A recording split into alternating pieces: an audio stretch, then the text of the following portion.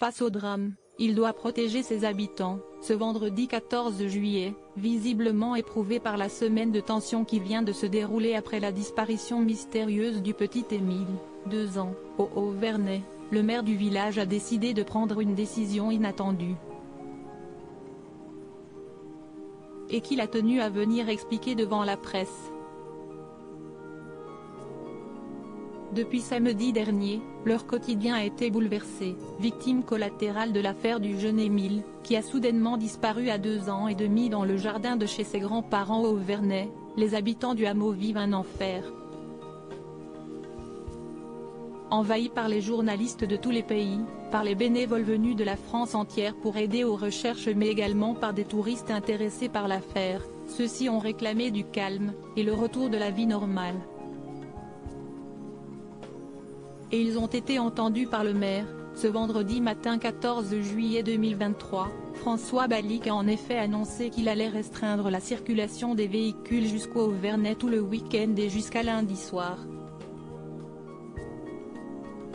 Une décision prise pour laisser souffler un peu ses administrés et tout particulièrement la famille du petit garçon, et qu'il a tenu à annoncer lui-même à la presse.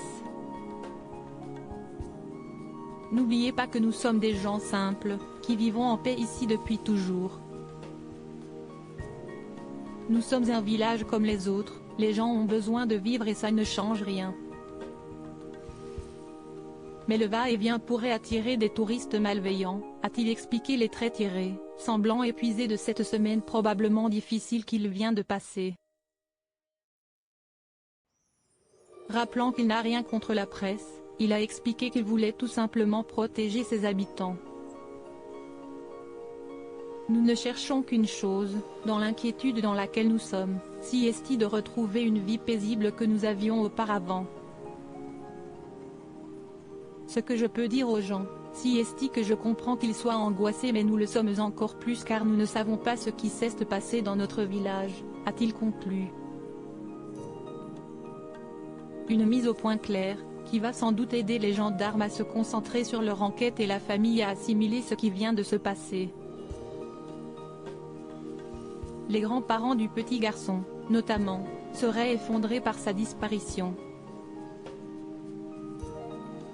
Son père, quant à lui, se serait montré étonnamment autoritaire pendant les battues.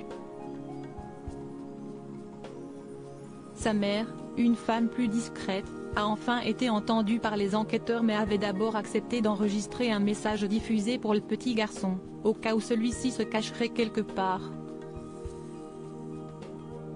Aujourd'hui, les gendarmes ont arrêté les battues et se concentrent sur un travail de fond, explorant témoignages, numéros de téléphone et témoignages. En espérant qu'un seul d'entre eux les mène sur une piste solide.